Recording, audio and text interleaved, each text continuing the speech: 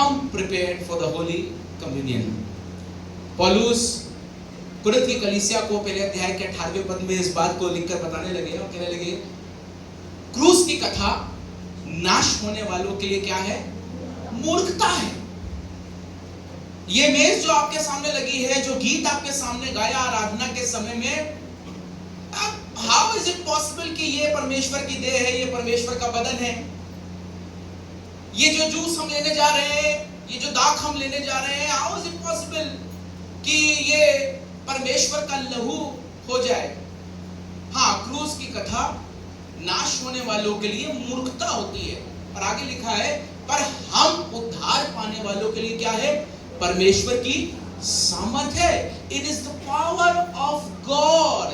And when we come in his house, जब हम उसके पास, उसके घर में आते हैं, it is very important to be prepared. Preparation एक ऐसी चीज है जो बड़ी आवश्यक है। अगर हम अपने इम्तिहानों के लिए प्रिपरेशन ना करें, अपनी जॉब के लिए प्रिपरेशन ना करें, और जिंदगी में बहुत सारे ऐसे फेजेस आते हैं, प्रिपेयर ना करें तो आगे नहीं बढ़ पाएंगे। और आज की इस सुबह में भी मैं विश्वास करता हूं कि आप तैयार होकर आए हैं। सिर्फ ये वाली तैयारी की बात नहीं कर रहा हूं मैं, पर आत्मिक रीति से तैयार होकर आए। और अगर नहीं तैयार होकर आए हैं तो अपने आप को तैयार करें। And the word of God helps us. परमेश्वर का कलाम, परमेश्वर का वचन आपकी और मेरी सहायता करता है कि आपको और मुझको तैयार कर सके। और इसलिए परमेश्वर के कलाम को, परमेश्वर के वचन को लेकर मैं यहाँ मौजूद हुआ हूँ। मेरे लिए ये शर्फ की बात है, it's a privilege and honour for me to stand here, to be in your midst. अपने परिवार के साथ आज के इस सुबह में आराधना कर सकूं और आपके साथ कुछ बांट सकूं। जैसा जॉय भाई ने बताया, बहुत सारी बातों को ऑलरेडी बता दिया, और मेरे पास सच में परमेश्वर की शुक्रगुजारी करने के लिए ये समय होता है कि मैं अपनी उन बातों को बता सकूं कि किस प्रकार से परमेश्वर ने मुझे चुना। ये सच बात है कि हम उसको नहीं चुनते, पर वो हमको चुनता है और अपने मार्गों पर आगे लेकर चलता है, ले जाता है, लीड करता है। और जैसा जॉय भाई ने बताया कि मेरे पापा बहुत एक सडन, बहुत ज़्यादा एज नहीं थी, वाज जस्ट 52 इयर्स ओल्ड, और सडन एक मौका आया ऐसा कि उनको हार्ट अटैक हुआ, और हार्ट अटैक जो है वो हार्ट फेलियर में तब्दील हो गया। He couldn't be even taken to hospital। इतना सडन था और कोई ज़्यादा ऐसी कोई तकलीफ नहीं थी। It was all of a sudden। That time I was in the 7th semester of my engineering। मैं इंजीनियरिंग कर रहा था इलाहाबाद से, और अपने 7वें सेमेस्टर के एग्जाम्स को दे रहा था। और all of a sudden I got this news. तो बड़ा ही सडन ये सब था, और बड़े सवाल मेरे सामने, मेरी ज़िंदगी में, मेरे उस लम्हे में, खासतौर से मैंने I was travelling from Allahabad to Kanpur. वो समय में मेरे पास बहुत सारे सवाल थे, बहुत सारे ख्याल थे, और बहुत सारी चीज़ें थी। कई बार आपके और मेरे जीवन में भी ऐसा होता है, पर जवाब आपको तुरंत, ज़रूरी नहीं कि तुरंत मिल जाए, तुरंत मिल जाए, ज़रूरी ऐसा नहीं होता है। पर जैसे जैसे समय बीता, परमेश्वर ने अपने इंतज़ाम को अपने खादिमों के द्वारा, अपनी योजनाओं के द्वारा मुझ पर जाहिर किया। और उसके बाद मैंने अपनी इंजीनियरिंग को पूरा कंप्लीट किया, और उसके बाद बाइबल ट्रेनिंग करी, शॉर्ट टर्म बाइबल ट्रेनिंग करी, स्कूल ऑफ वर्शिप से ट्रेनिंग करी। और उसके बाद 2008 में मैं उसी कलीसिया का पासवान ऑर्डिन हुआ जहाँ मेरे पापा खिदमत करते थे। और सच में मैं ज़िंदगी के हर लम्हे में और हर दिन में परमेश्वर की शुक्रगुजारी करता हूँ उसकी हर एक योजना के लिए जो उसने आपके और मेरे लिए बनाया है। वचन कहता है, नीति वचन 16वें अध्याय के पहले पद, मनुष्य अपने हृदय में युक्तियाँ बनाता है। हाँ, मनुष्य अपने हृदय में युक्तियाँ बनाता है, परंतु उनका सफल होना क्या होता है? यहोवा ही की ओर से होता है। आगे आप नीचे पढ़ेंगे तो लिखा है कि मनुष्य अपने हृदय में युक्तियां बनाता है, 9वां पद है, और यहोवा ही उसके पगों को, उसके पदों को क्या करता है? स्थापित करता है, स्थिर करता है। मैं परमेश्वर का धन्यवाद करता हूँ कि उस दिन से लेकर आज तक परमेश्वर मेरे कदमों को, मेरी राहों को, मेरी हर एक उस कदम को जो मैं आगे बढ़ाता हूँ, परमेश्वर ने मुझे स्थापित किया, स्थिर किया, मेरी मदद करी, मेरी सहायता करी। परमेश्वर की शुक्रगुजारी करता हूँ आज की इस दिन में। जैसा भाई ने बताया, मेरे लिए बड़ा अच्छा है। My brother in law works in Delhi NCR में वर्क करता है। और जब अपने इस ब्रदर इन लॉ के यहाँ आता हूँ, या अपने मेरा फ्रेंड है जो वो भी नोएडा में रहता है और पहले वो बदरपुर के पास रहता था, तो जब ऐसा मौका होता है कि 2-3 दिन के लिए 4 दिन के लिए आ जाते हैं यहाँ, और अगर संडे पड़ता है तो मौका होता है किसी न किसी कलीसिया के साथ शिरकत करने का। मुझे याद है जब मेरा फ्रेंड बदरपुर के पास रहता था तो मैं फरीदाबाद की कलीसिया के साथ पास्टर आशीष न्यूटन के चर्च के साथ मैंने रिफाकत रखी।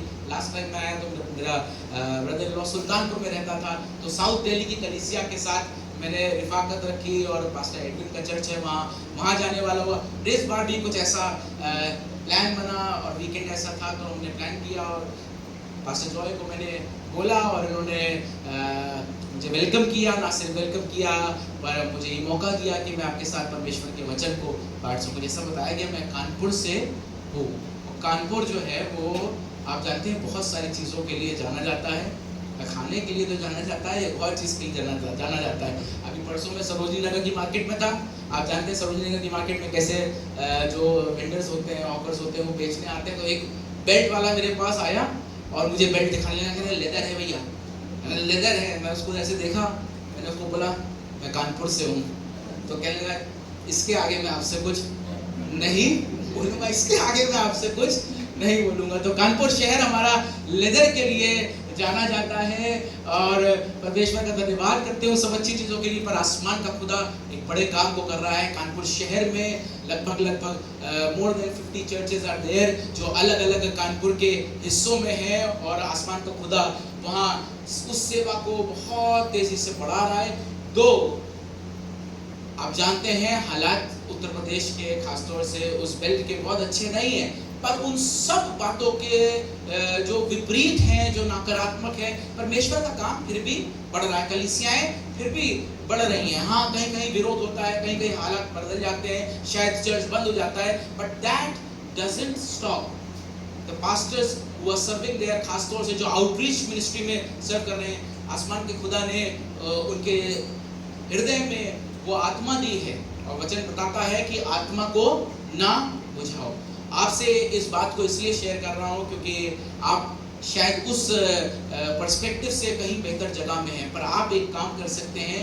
आप ज़रूर से उन कलीसियाओं के लिए जो परसिक्यूशन फेस कर रही हैं, जो विरोध सह रही हैं, आप ज़रूर से उन कलीसियाओं को अपनी प्रार्थनाओं में याद रखें और दुआ करते रहें कि परमेश्वर अपने फजल से। लॉट ऑफ पास्टर्स, आप अगर न्यूज़ देखते होंगे तो आपको पता चलता होगा, बहुत सारे व्हाट्सएप पे आपको न्यूज़ आते होंगे, मैसेजेस, कुछ आपको लगता होगा कि पता नहीं सच है भी या नहीं है। व्हाट्सएप पे बहुत सारी चीज़ें आती हैं, पर मैं आपको हकीकत बता रहा हूँ कि बहुत सारे पास्टर्स हैं जो इस वक्त प्रिजन में हैं, जेल में हैं, जिन पे एलिगेशंस लगाए गए और सब बहुत ही बेसलेस और फॉल्स एलिगेशंस होते हैं। आप ज़रूर से प्रार्थनाओं में उनको याद रखें। मौका होगा कि हम वचन में आगे चलेंगे और परमेश्वर से मांगेंगे और चाहेंगे कि जैसा हम आज के इस दिन में परमेश्वर की हुजूरी में आए हैं, परमेश्वर के समीप आए हैं और उसकी देह जो उसका बदन है उसमें शिरकत करने के लिए, उसके लहू में अर्थात उसकी मृत्यु में शरीक होने के लिए आए हैं। उस वचन को जो देहधारी हुआ उसको भी ग्रहण करने वाले हो जाएं।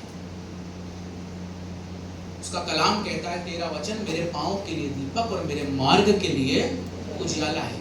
और इसलिए आवश्यकता पड़ती है कि ये वचन आपकी और मेरी अगुवाई करे, आपकी और मेरी मदद करे, सहायता करे हम जब जीवन में आगे बढ़ते हैं। पर जीवन में आगे बढ़ते बढ़ते बहुत सारी चीजें हमारे सामने आ जाती हैं। और आज आपके साथ एक पद शेयर करना मांग रहा हूं जो मिलेगा आपको इब्रानियों की उस खत में, और उसका ये दूसरा अध्याय है और उसका पहला पद है। Epistle of Hebrews chapter 2 verse 1, इब्रानियों 2 अध्याय और उसका पहला पद है जो कुछ इस प्रकार से बता रहा है। लिखा है इस कारण चाहिए। अब इस कारण चाहिए जब लिखा है, इसका मतलब है कि कुछ बातें महत्वपूर्ण हैं जो इसके पहले भी लिखी गई हैं और इसीलिए उन बातों को लिखते हुए, जब चिट्ठी लिखी जाती है आप जानते हैं कैसे लिखी जाती है? चिट्ठी लिखी जाती है तो कुछ एक एक एक एक डायरेक्शन होता है, एक टॉपिक होता है, एक सब्जेक्ट होता है और उसको लेकर चिट्ठी लिखी जाती है। तो ये भी चैप्टर्स और वर्सेस में डिवाइडेड है, but that doesn't mean it was written in that way. Was it written in that way? It wasn't written in that way. It has been divided into chapters and verses so that it is easy for us to read, understand, search. पर ये लिखा तो चिट्ठी की तरह गया है और वचन कह रहा है इस कारण चाहिए। किस कारण चाहिए? अगर पहला अध्याय जहां से ये चिट्ठी स्टार्ट हो रही है उसको पढ़ेंगे तो लिखा है पूर्व युग में परमेश्वर ने बाप दादाओं से थोड़ा थोड़ा करके, सुनिएगा, पुराने समय में परमेश्वर ने कैसे थोड़ा थोड़ा करके और भांति भांति भविष्यद्वक्ताओं के द्वारा क्या करी? बातें करी। God had a way to talk to his people and the way was through the prophets. नबियों के द्वारा, भविष्यद्वक्ताओं के द्वारा परमेश्वर ने कैसे बात करी? थोड़ा थोड़ा करके और भांति भांति करके बात की। परमेश्वर हमेशा चाहता था, it was always God's will to talk to his people and it is very important. बड़ा आवश्यक है। कम्युनिकेशन ना हो, जब दुनिया पूरी स्टैंड स्टिल पे आ गई कोविड के टाइम में, ऑफिसेज और सब चीजें बंद हो गई, पर आप जानते हैं फिर भी कम्युनिकेशन का एक माध्यम निकाला गया। There was a medium to communicate, है ना? जो लोग अपनी वर्क फ्रॉम होम जॉब्स कर रहे थे वो कम्युनिकेट बिना बातचीत के, वो बातचीत किसी भी तरीके से हो सकती है, वीडियो के मार्फत, चैट के मार्फत, कॉल के मार्फत, but it is very important to communicate. Communication नहीं होगा तो बिल्कुल ही काम चल नहीं सकता और इसलिए it was always God's will to communicate with his people। और माध्यम क्या रखा परमेश्वर ने? नबियों को रखा, prophets को रखा। and so that is why we have got a lot of books। आप बाइबल में पढ़ेंगे तो आप देखेंगे नबियों की ढेर सारी पुस्तकें।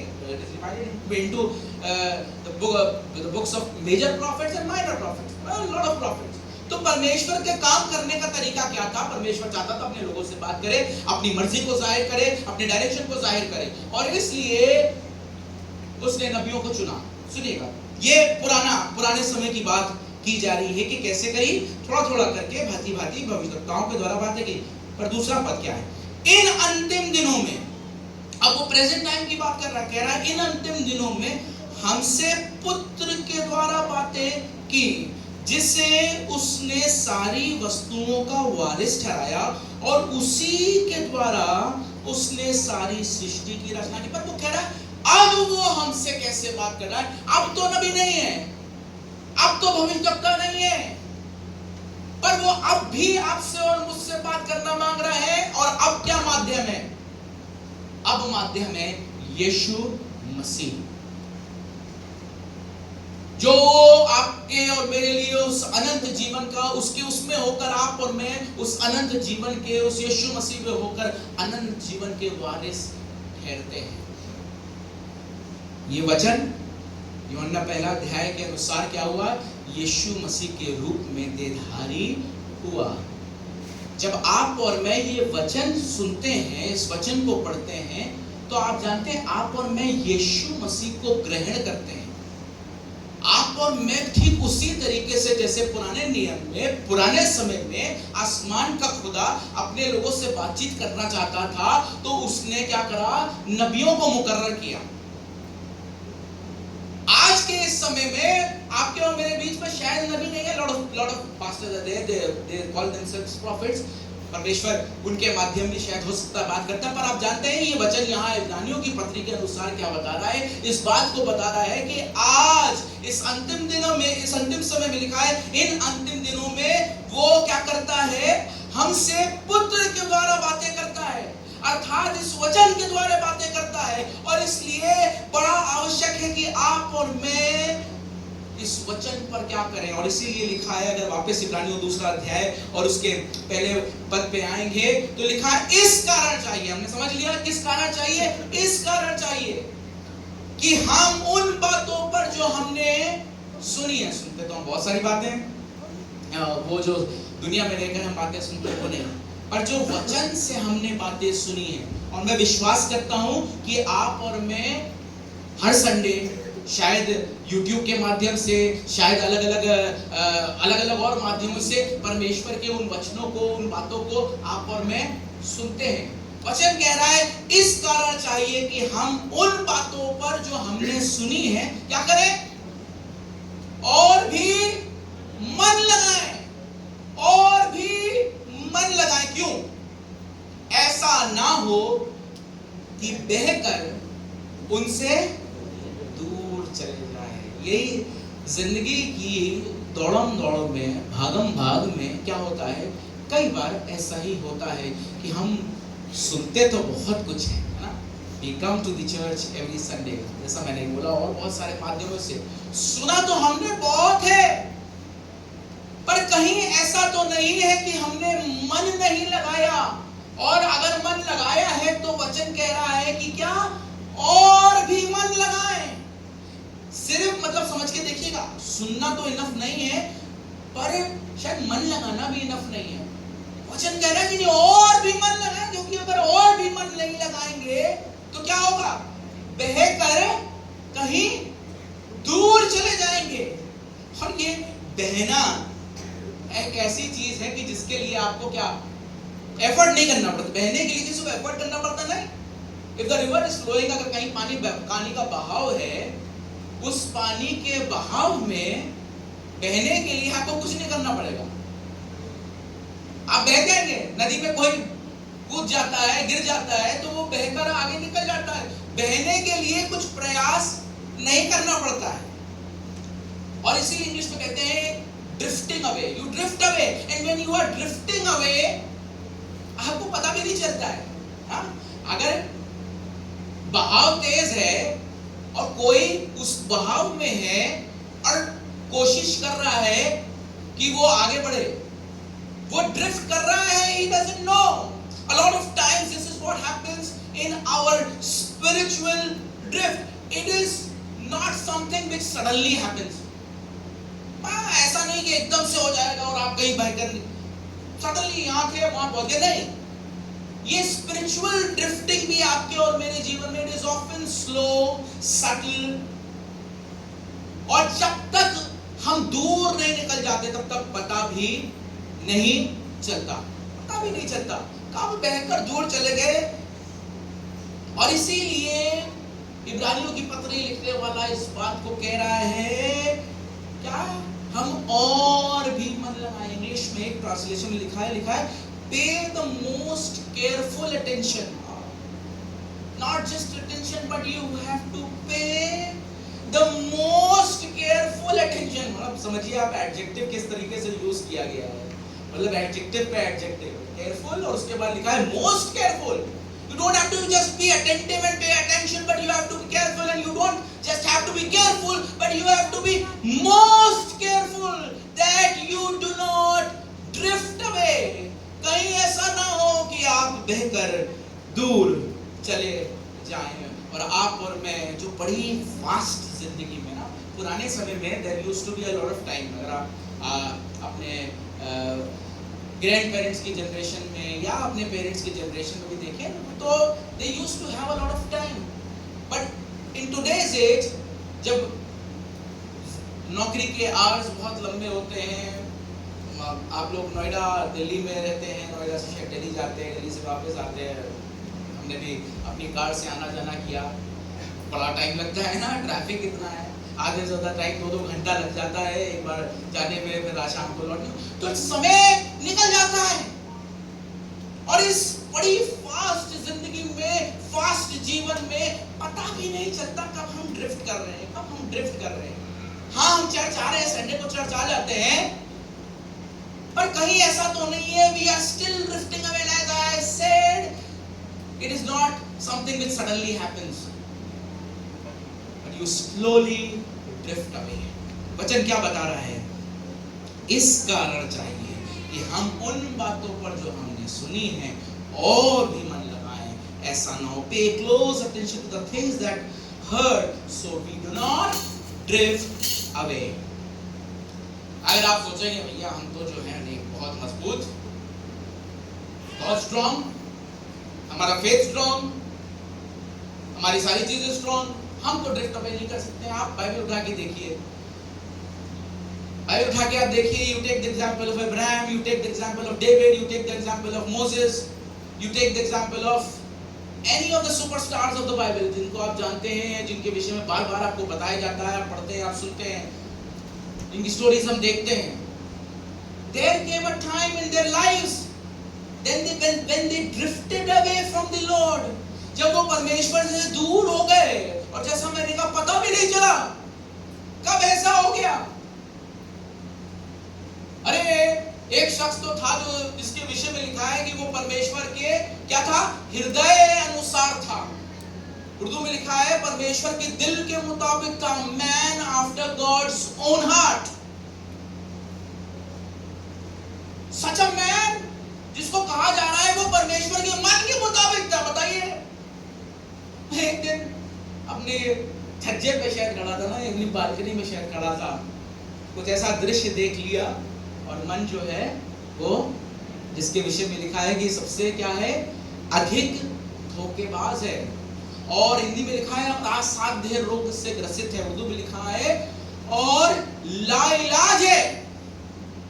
उस मन ने उसको, और इसीलिए लिखा है सबसे अधिक अपने मन की चौकसी कर। वो शख्स जिसके विषय में लिखा था मुझे एक शख्स मिल गया है जो मेरे दिल के मुताबिक है, वो शख्स भी जो है एक दिन उसके दिल ने, उसके मन ने उसको धोखा दे दिया। एक गलती की, उस गलती को छुपाने के लिए दूसरी गलती की, और ये सिलसिला चलता है।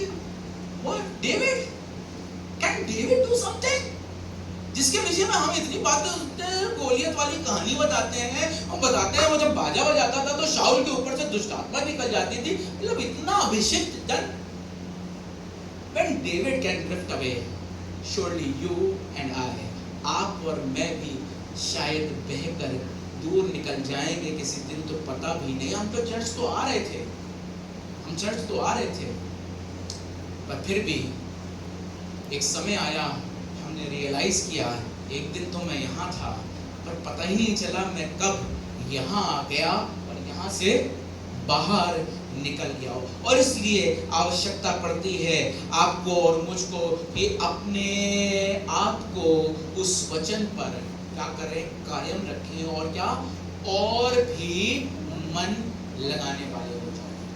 Pay the most careful attention. कौन सी वो बातें हैं जो आपको और मुझको क्या करती हैं, बहकर दूर ले जाती हैं, या बहकाने की कोशिश करती हैं, या अपने उस बहाव में लेकर आगे जाने लगती है। बड़ी ढेर सारी बातें हैं, पर जल्दी जल्दी शेयर करूंगा। मेरा मजमून ये नहीं है, इसलिए सिर्फ इनको पढ़ूंगा, बहुत ज्यादा इलैबोरेट नहीं करूंगा। दूसरा तीमुथियुस तीसरा अध्याय अगर आप देखेंगे उसके पहले पद से, दूसरा तीमुथियुस तीसरा अध्याय पहले पद को देखेंगे तो लिखा है, पर यह जान रख कि अंतिम दिनों में कठिन समय आएंगे, क्योंकि मनुष्य क्या हो जाएगा। सुनिएगा, बड़ी ढेर सारी फेरिस्त है, लिस्ट है बड़ी लंबी। क्योंकि मनुष्य अपस्वार्थी, लोभी, डींगमार, अभिमानी, निंदक, माता पिता की आज्ञा टालने वाले, कृतधन, अपवित्र, लिस्ट अभी खत्म नहीं हुई, तीसरा पर, माया रहित, क्षमा रहित, दोष लगाने वाले, असंयमी, कठोर, भले के बैरी, विश्वासघाती, ढीठ, घमंडी, और परमेश्वर के नहीं वरन सुख विलास के ही चाहने वाले हो जाएंगे। ये वो बातें एज सिंपल एज दिस कि इंसान सिर्फ सुख विलास चाहता है। ये वाले चर्च में एसी नहीं है, दूसरे वाले चर्च में चलेंगे जहां एसी होगा। इंसान सुख, ये भी वो बात है जो आपको बहकर दूर ले जा सकती है। फिर से पढ़ लीजिएगा लिस्ट, 2 तिमोथी चैप्टर 3 और उसकी शुरुआती आयतें। These are the things जो आपको और मुझको कब आपके और मेरे जीवन में आ जाएगी और हम ड्रिफ्ट करने लगेंगे। गलतियों 5वां अध्याय देखेंगे, हमने आत्मा को फल जाना है और उसकी उन क्वालिटीज को, उनकी बातों को पढ़ा, पर ऊपर कौन सी बातें लिखी है सुनिएगा। गलतियों 5 अध्याय उसका 19वां पद, शरीर के काम तो प्रकट हैं, क्या, अर्थात व्यभिचार, गंदे काम, लुचपन, मूर्ति पूजा, टोना, बैर, झगड़ा, ईर्ष्या। सुनिएगा, समथिंग लाइक आइडल वर्शिपिंग, इसको भी कंपेयर किससे किया गया है, ईर्ष्या से, क्रोध से, गुस्सा। ये गुस्सा भी आपको कब बहकर पता भी नहीं चलता, ये हम कब गुस्से में आ जाते, नहीं हमसे तो नहीं होता, नहीं क्यों, गलत है ये क्या है, ये आपको कब बहकर दूर ले जाएगा परमेश्वर से पता भी नहीं चलेगा। हाँ, मूर्ति पूजा नहीं करते भैया, ये तो बहुत आपने बढ़िया बता दिया, टोना वोना नहीं करते, और झगड़ा तो शायद हम कर लेते हैं, झगड़ा भी लिखा है, यही लिखा है, जलन तो कई बार हो जाती है, गुस्सा तो आ जाता है, विरोध, फूट, विधर्म, डाह, मतवालापन, लीला क्रीड़ा, इनके जैसे और काम हैं इनके विषय में पौलुस कह रहे हैं, मैं तुमको पहले से कह देता हूं जैसे पहले कह भी चुका हूं। भैया पहले कह चुके हो, why do you need to repeat it? मैंने हमेशा कहा है, जब कोई बात दोहराई जाती है, something is repeated, it means it carries N emphasis, उसका बड़ा भार होता है, उसका बड़ा उसका अर्थ होता है। मैं पहले भी तुमसे कह चुका हूं, फिर कह रहा हूं कि ऐसे ऐसे काम करने वाले परमेश्वर के राज के वारिस ना होंगे। और उसके बाद 22वां पद आता है, जिसको आप और मैं अच्छी तरह से जानते हैं, ये आत्मा का फल क्या है? प्रेम, आनंद, मेल, जीवन जानते हैं। तो ये वो बातें हैं जो आपके और मेरे जीवन में आ जाती हैं।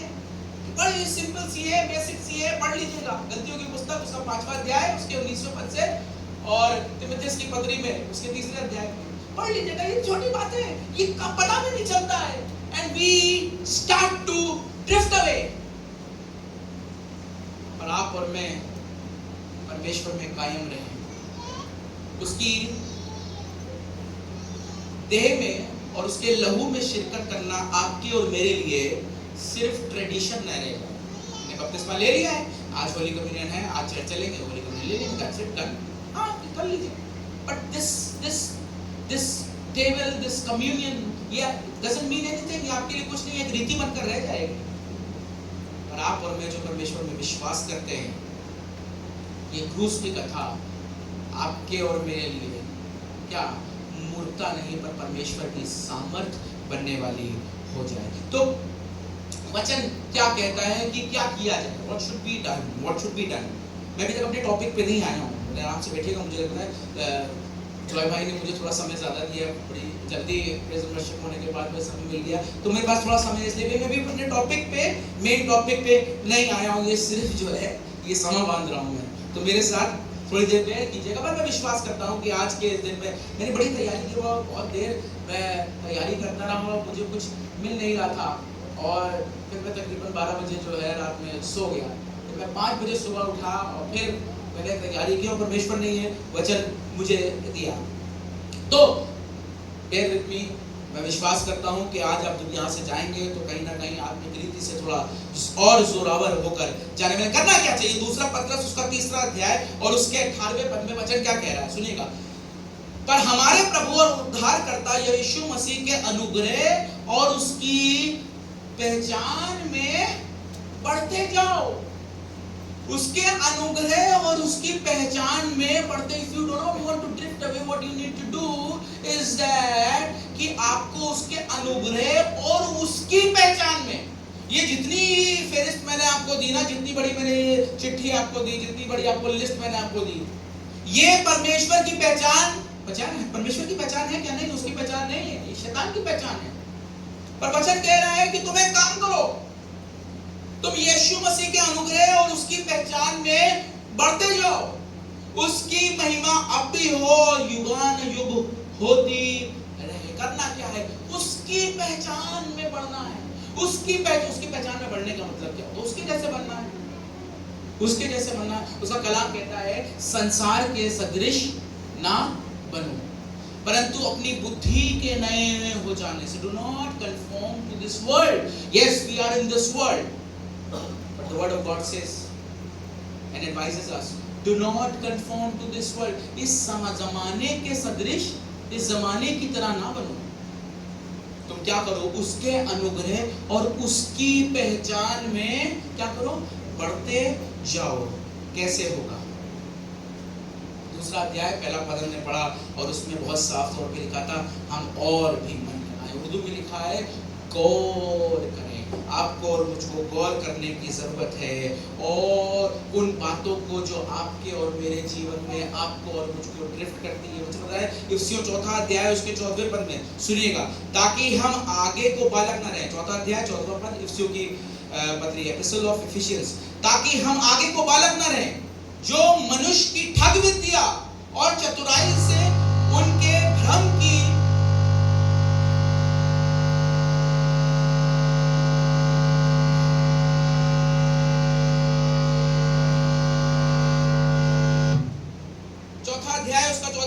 ताकि हम आगे को बालक ना रहें, जो मनुष्य की ठग विद्या और चतुराई से उनके भ्रम की युक्तियों की और उपदेश की हर एक बयार से उछाले और इधर उधर घुमाए जाते हैं। ऐसा ना हो कि दुनिया आपको और मुझको अपने हिसाब से, अरे भैया कर लो ठीक है, अरे ऐसा करा जाता है, अरे तुम नहीं। वचन कह रहा है कि तुम ऐसा ना करो। इस दुनिया की ठगविद्या और इनकी चतुराई के द्वारा तुम हर एक बयार से इधर उधर उछाले ना जाओ। तुम क्या करो, उसकी अनुग्रह की पहचान और उसमें क्या करो, बढ़ते जाओ। और इसलिए वचन बताता है तुम्हारी बुद्धि के नए हो जाने से, बुद्धि आपकी और मेरी नई होने वाली हो।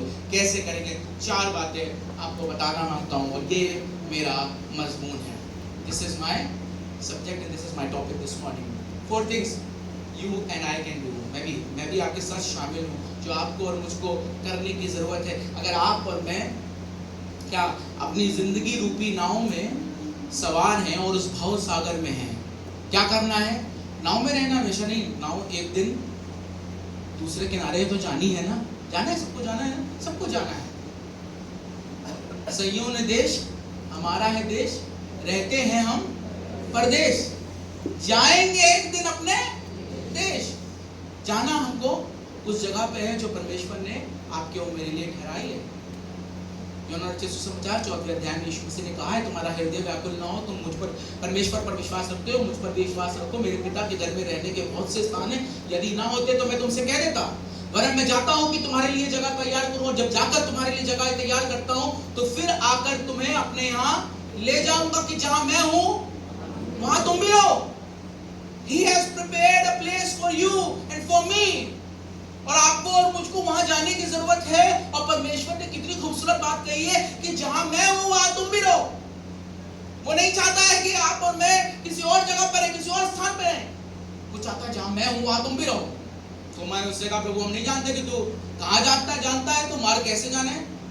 इस मास में 6ठे पद में यीशु मसीह ने कहा, मार्ग, सत्य और जीवन तो मैं हूं, बिना मेरे द्वारा कोई भी पिता के पास नहीं पहुंच सकता। तो जब आप और मैं उस नैया में हैं, उस नाव में हैं, तो ये जिंदगी की नाव है। इस नाव को आप और मैं क्या कर रहे हैं? उस भव सागर में हैं। गीत गाते हैं ना हम लोग, उस भव सागर में किनारे तक जाना है। पर ये नाव क्या होगा? बहाव तेज है। What happens? It will drift, है ना? यही तो बहकर डूब जाने लगी। जाना वहां है, जा पता नहीं कहां रहे। क्यों? Because the boat is drifting. अगर वो नाव वाला चाहता है कि उधर जाए तो उसको क्या करना पड़ेगा? उसको नाव को खिंचना पड़ेगा। He has to keep rowing. Same way you and I in our lives we have to keep rowing.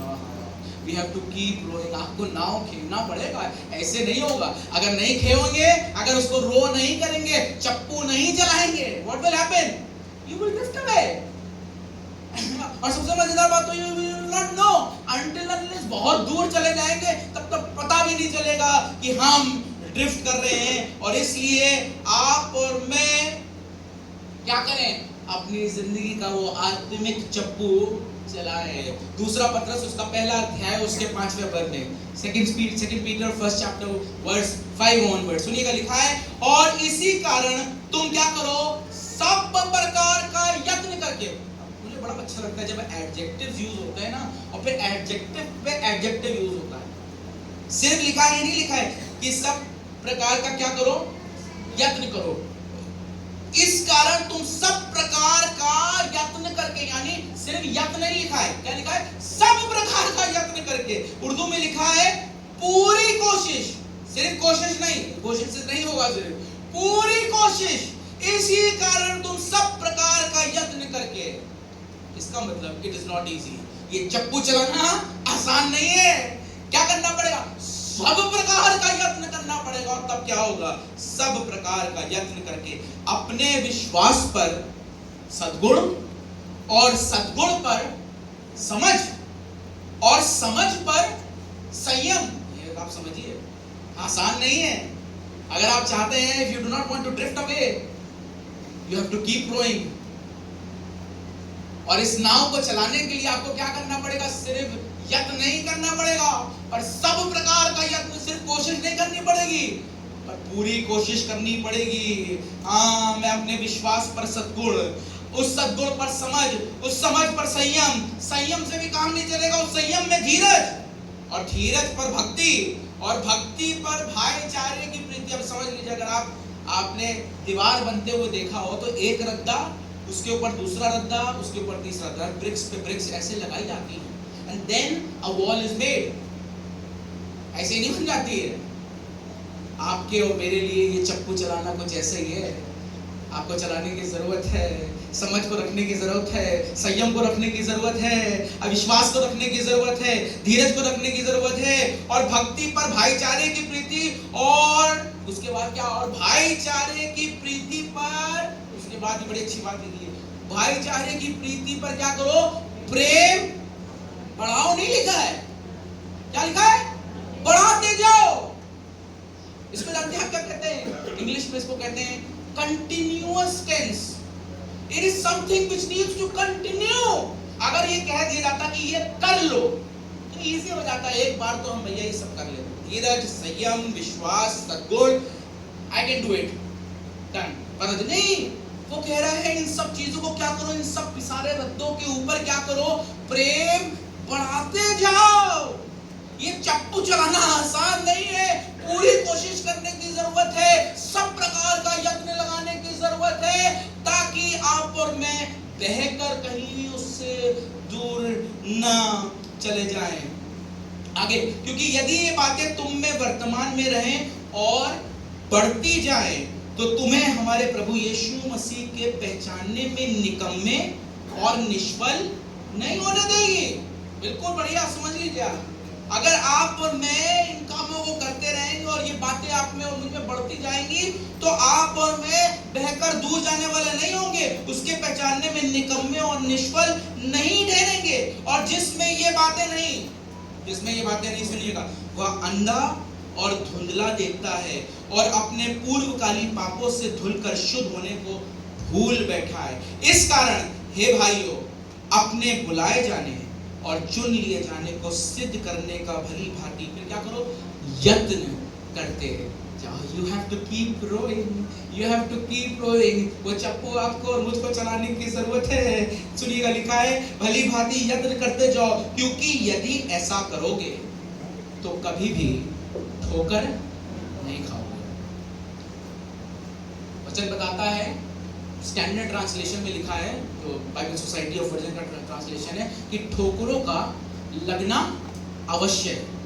पर ये थोड़ा सा मिस ट्रांसलेशन है, अगर आप इंग्लिश में पढ़ेंगे और बाकी ट्रांसलेशन में देखेंगे। मछली वाला ट्रांसलेशन, यानी इंडियन बाइबल पब्लिशर्स का एक ट्रांसलेशन आता है, मछली ट्रांसलेशन आता है, उसमें एक मछली बनी रहती है, उसमें लिखा है ठोकरों का लगना अवश्य नहीं लिखा है, उसमें उस ट्रांसलेशन में लिखा है ठोकरों का आना अनिवार्य है, लगना अवश्य नहीं है।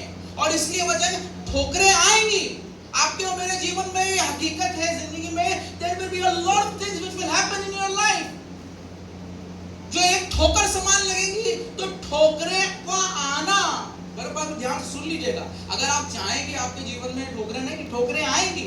वचन कह रहा है कि ठोकरों का आना अनिवार्य है, पर जब आप उसके पहचान में बढ़ते चले जाएंगे और वो रद्दों पे रद्दे लगाते चले जाएंगे और जिंदगी का वो आत्मिक चप्पू चलाते चले जाएंगे, तो वचन कह रहा है, क्योंकि यदि ऐसा करोगे तो कभी भी ठोकर ना खाओगे।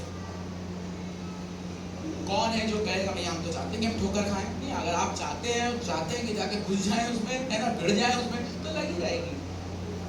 पर अगर आप उसकी पहचान में आगे बढ़ेंगे, और कोई भी नहीं चाहता कि हमको ठोकर लगे, है ना। पहले वाले समय में लोग अपने पास, मेरी नानी जो मुझे हमेशा याद आती हैं बहुत सारी चीज़ों में, अपने पर्स में एक टॉर्च रखती थी। आप लोग, मेरे पास तो फ़ोन होता है, हम लोग ऑन कर लेते हैं, टॉर्च रखती थी ताकि रात में जब चले कहीं अंधेरा हो तो क्या टॉर्च को ऑन कर सके कि कहीं ठोकर ना लगे। ठोकरें आएंगी, पर जब आप चप्पू चलाते रहेंगे तो क्या होगा, आपको ठोकर नहीं लगने वाली होगी। याद रखिए, the way to glory is the way of suffering। बड़े ध्यान से सुनिएगा, यीशु मसीह ने जो है वो लूका 24 अध्याय और उसके 26वें पद में कहा, क्या अवश्य ना था कि मसीह ये दुख उठाकर अपनी महिमा में प्रवेश करे।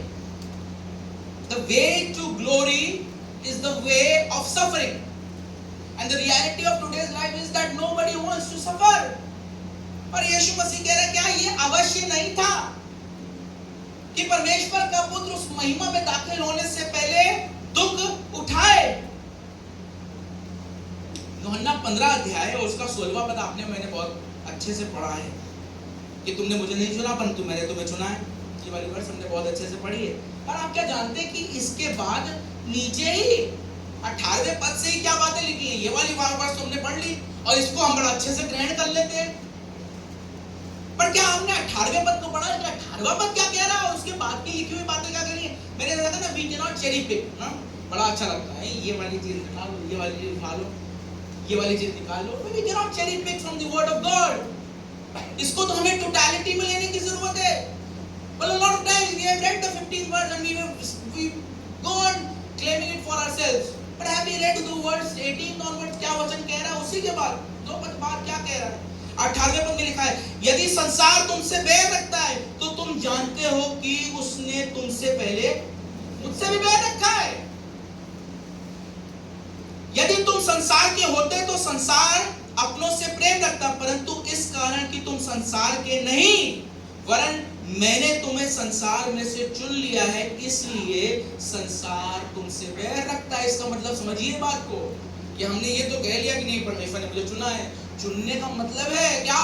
कि संसार आपसे बैर रखेगा। There will be a lot of things which will be negative for you. वो बहाव होगा। करना क्या है? चप्पू चलाने की जरूरत है। चप्पू चलाने का मतलब ये सफर करना पड़ेगा ना। जब नहीं चलाओ तो कोई नहीं, ना हाथ थकेंगे ना कोई मेहनत लगेगी।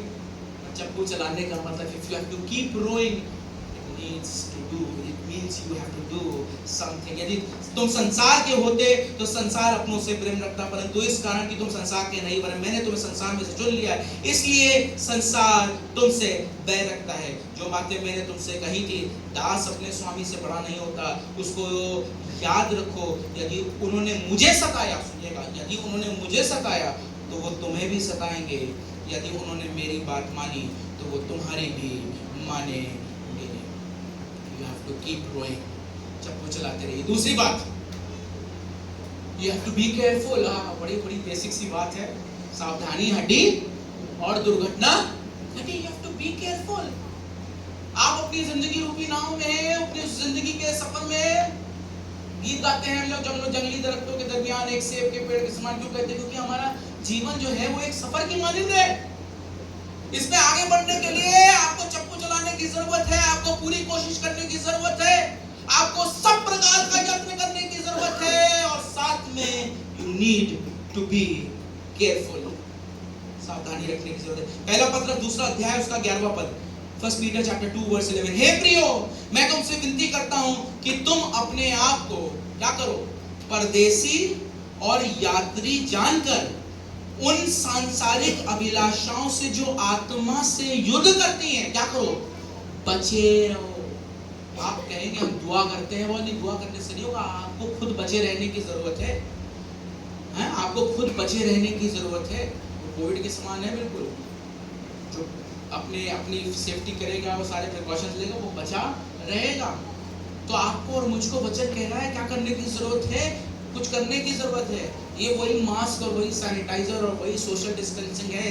क्या है? कि तुम अपने आप को परदेसी और यात्री जानकर उन सांसारिक दुनिया में आज के समय में आप देखिए, इंसान को ये लगता है कि everything is here, who knows tomorrow, who knows what happens after death, whatever we have to do, we have to do it here. जो कुछ हमें मिलना है, जो कुछ हमें करना है, वो हमको यही है। और वचन कह रहा है नहीं, तुम बहकर दूर निकल जाओगे, तुम्हें पता भी नहीं चलेगा। तुम्हें कुछ करने की जरूरत है अपने आप को। पतरस लिख रहे हैं, कह रहा है मैं तुमसे विनती करता हूं, I am pleading to you.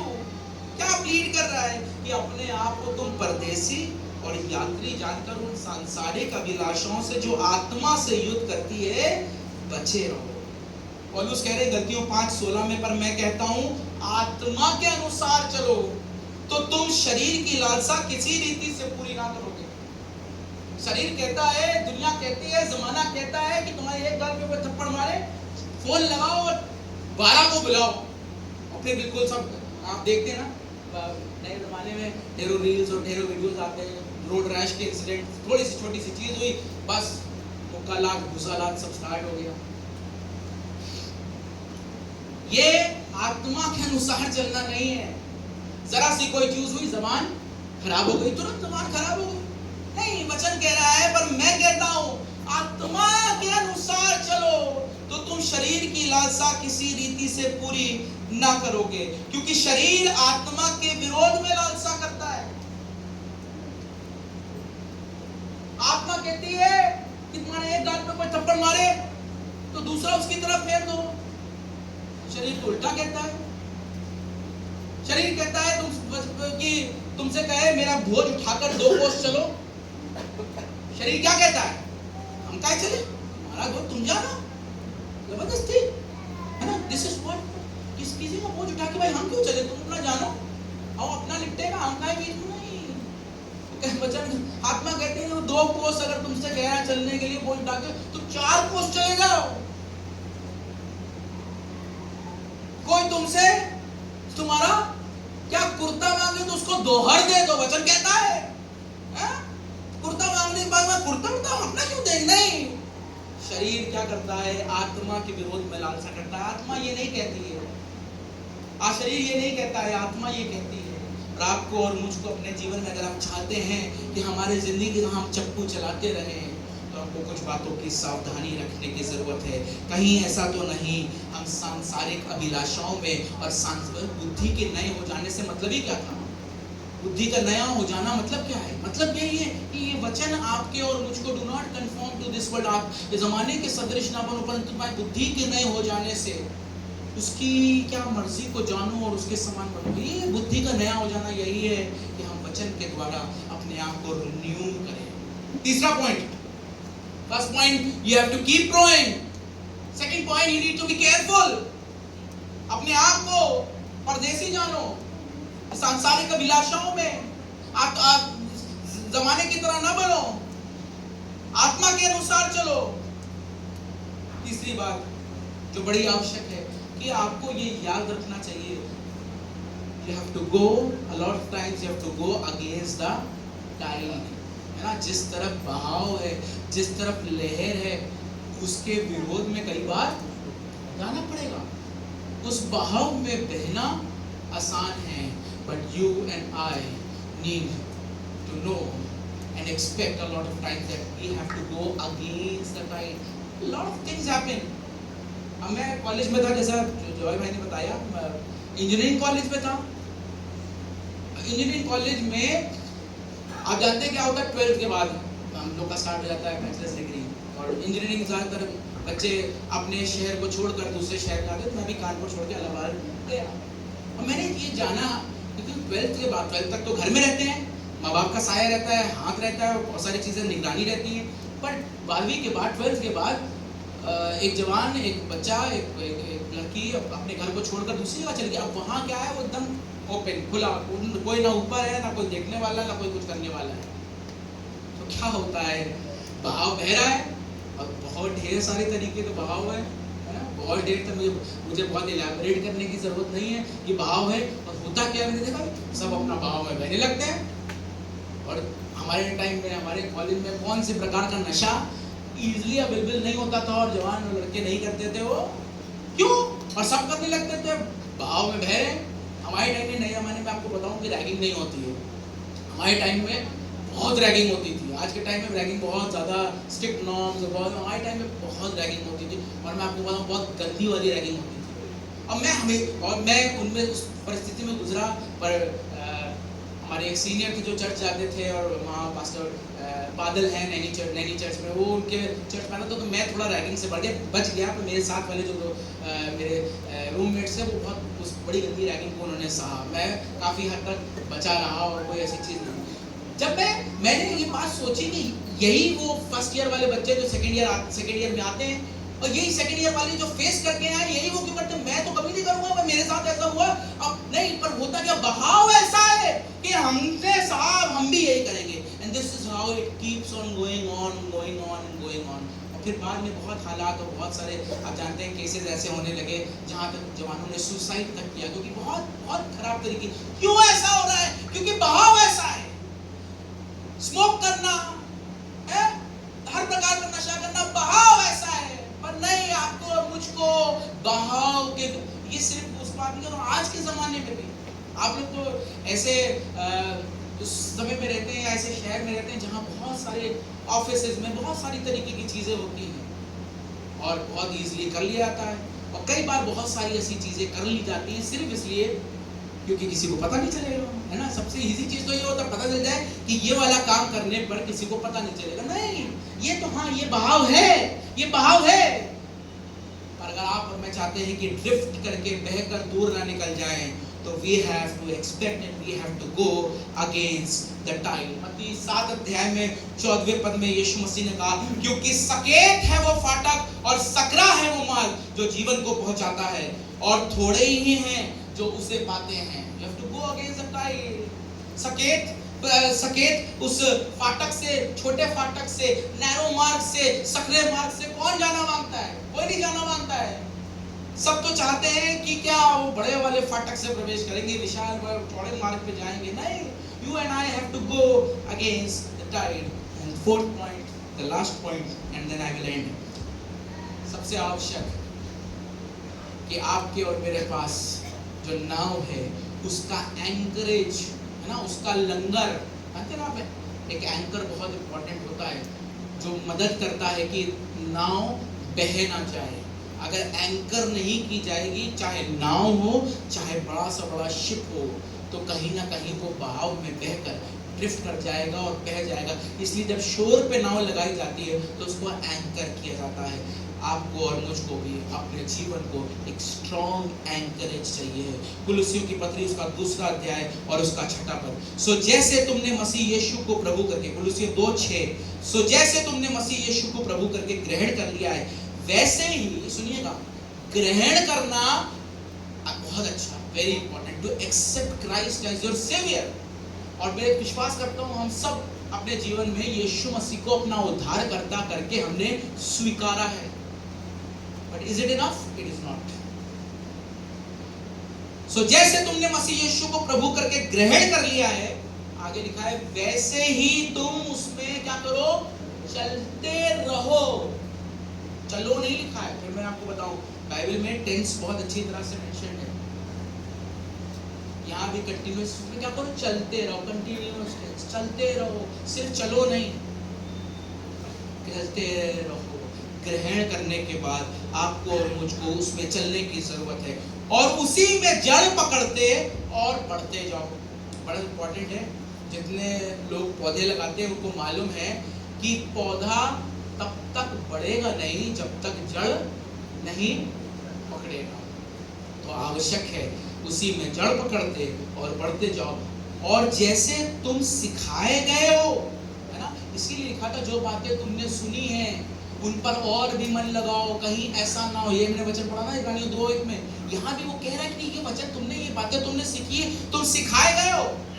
पर इट इज नॉट इनफ, जैसे तुम सिखाए गए हो वैसे ही विश्वास में दृढ़ होते जाओ। हो जाओ नहीं, होते जाओ। You have to keep on moving ahead।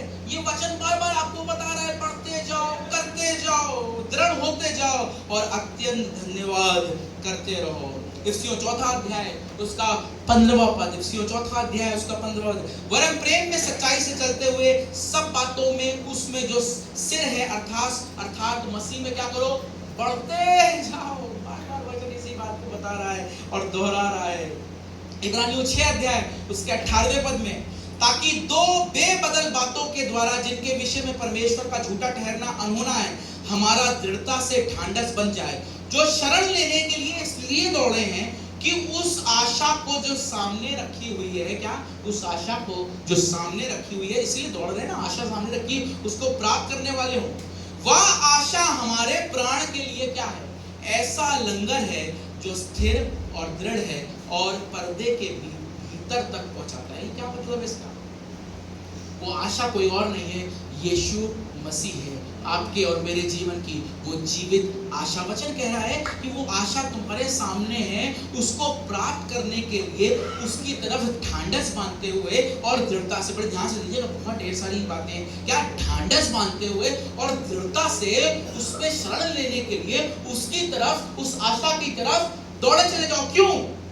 क्योंकि वो आशा अर्थात यीशु मसीह आपके और मेरे प्राण के लिए क्या ऐसा लंगर है जो स्थिर और दृढ़ है। We have this as a sure and steadfast anchor of life. It is an anchor of life. You and I need an anchor of life. If we will not have an anchor of life, we will drift away. और वचन कह रहा है वो आशा तुम्हारे सामने है, ढांढस बांधो, दृढ़ता से उस पे शरण लेने के लिए, उसको प्राप्त करने के लिए उसकी तरफ आगे बढ़ते चले जाओ, क्योंकि वो आशा तुम्हारे जीवन के लिए, प्राण के लिए ऐसा लंगर है, सुनिएगा कहाँ ले जाती है, जो स्थिर और दृढ़ है और पर्दे के भीतर तक पहुंचाती। पर्दे के भीतर का मतलब क्या, आपको बहुत अच्छी तरह से याद होगा, यीशु मसीह ने जब अपने प्राण को दिया तो मंदिर का बीच का पर्दा क्या हुआ, फट गया। और पुराने समय की जो मंदिर की ज्योग्राफी होती थी वो इस प्रकार से होती थी, एक पवित्र स्थान होता था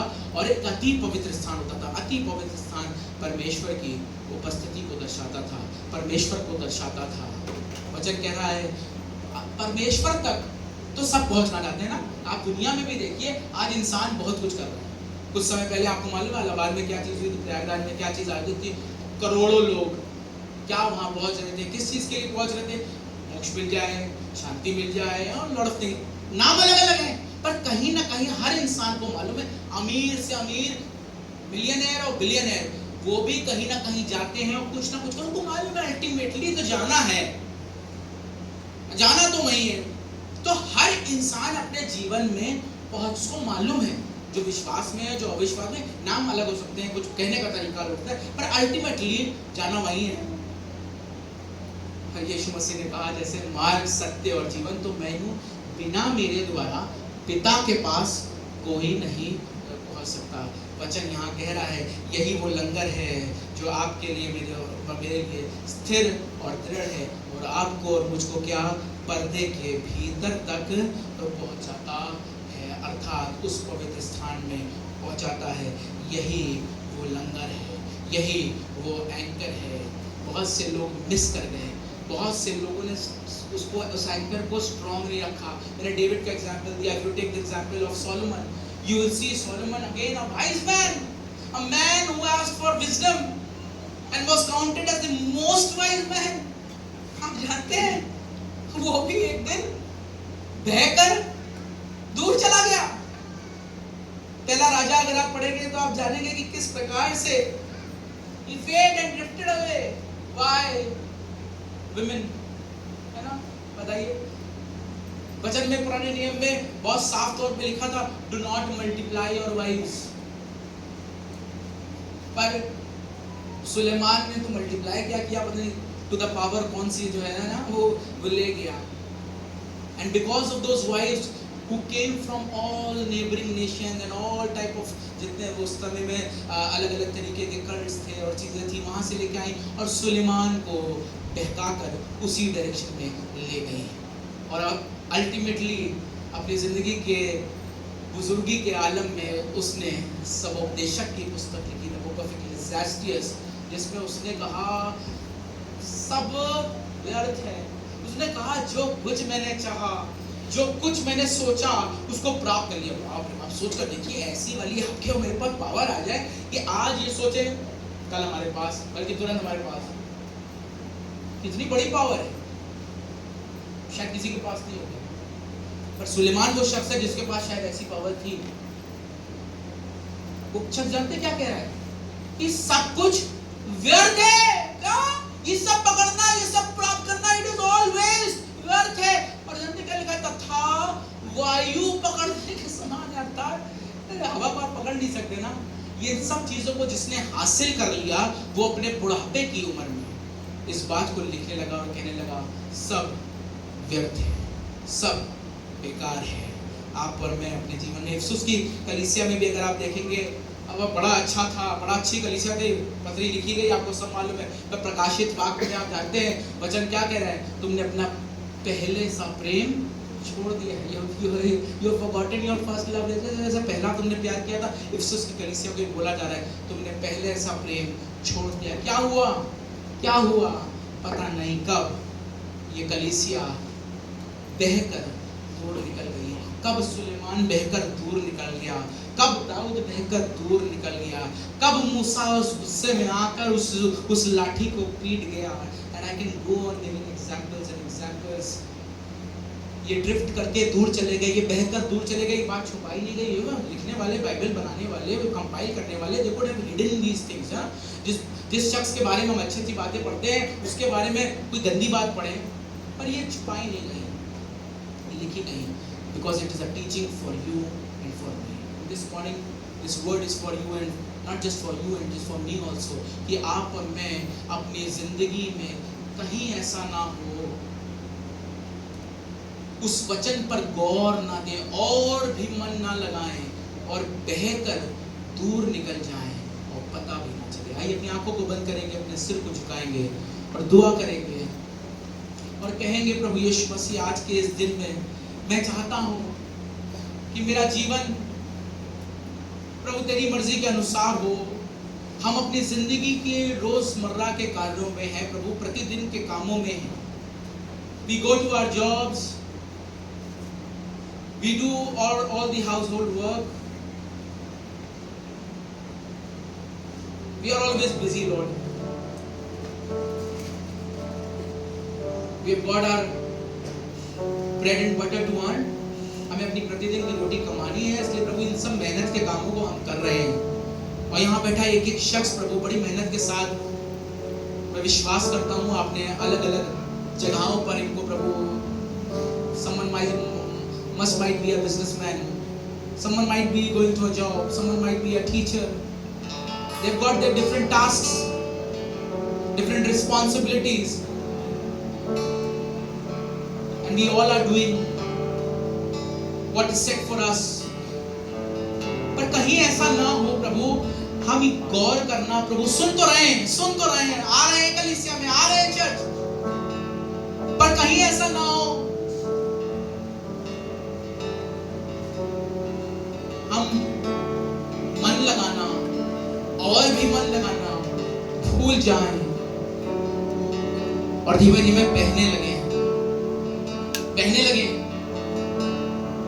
और बहकर दूर निकल जाएं और हमें पता भी ना चले।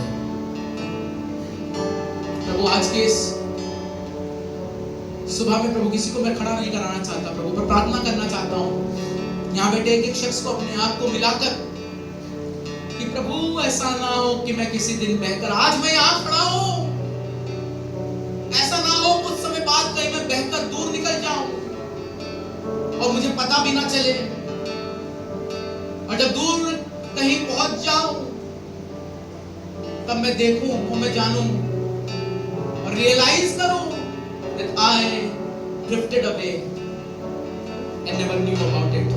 प्रभु होने दीजिए यहाँ बैठा एक एक शख्स प्रभु अपने जीवन में प्रभु उस लंगर को, उस एंकर को जो दृढ़ है, जो स्थिर है, उसको अपना एंकरेज बनाए प्रभु, अपना लंगर बनाए, वो जीवित आशा जो आप है, और अपनी जीवन रूपी नाव को प्रभु उस पे एंकर करने वाला हो जाए, बड़ी मेहनत के साथ उस चप्पू को चलाए, आत्मा के अनुसार चले, सावधान रहे और याद रखे मुझे बहाव में नहीं बहना है, वो नहीं करना जो दुनिया कर रही है, वैसा नहीं करना जो दुनिया कर रही है, दुनिया के उन ख्यालातों के विपरीत जाना है। वचन हमको हिदायत करता है, अगुवाई करता है। प्रभु होने दीजिए यहाँ बैठा एक एक शख्स प्रभु अपने जीवन को आज आपके हाथों में दे सके प्रभु, और दृढ़ता के साथ इस कलीसिया के साथ और खास तौर से प्रभु आपकी कलीसिया के साथ जुड़ा रहे। कोई भी बात प्रभु इनको दूर करने वाली ना हो, बहकाकर बहाकर दूर ले जाने वाली ना हो। मैं आज यहाँ मौजूद हूँ प्रभु, शायद साल भर बाद, 2 साल बाद, 4 साल बाद, 5 साल बाद यहाँ हूँ प्रभु। मैं यहाँ बैठे मौजूद इन लोगों को प्रभु, इन शक्लों लोगों को प्रभु देखने वाला हो जाऊं और आपकी शुक्रगुजारी करने वाला हो जाऊं। That none of them drifted away, इनमें से कोई भी बहकर परमेश्वर से दूर नहीं चला गया, पर सब परमेश्वर से लिपटे हुए लगे हुए। आज इस कलीसिया के लिए, खादिम के लिए, खादिम की पत्नी के लिए, उनके बच्चों के लिए, इन सब के लिए प्रभु दुआएं खैर करता हूँ और दुआ करता हूँ कि कलीसिया प्रभु यीशु मसीह आपकी दुल्हन है, ये हमेशा तैयार रहे, तत्पर रहे प्रभु और आपसे लिपटी रहे, किसी और से ना लिपट जाए प्रभु, आप ही हिस्से लिपटी रहे।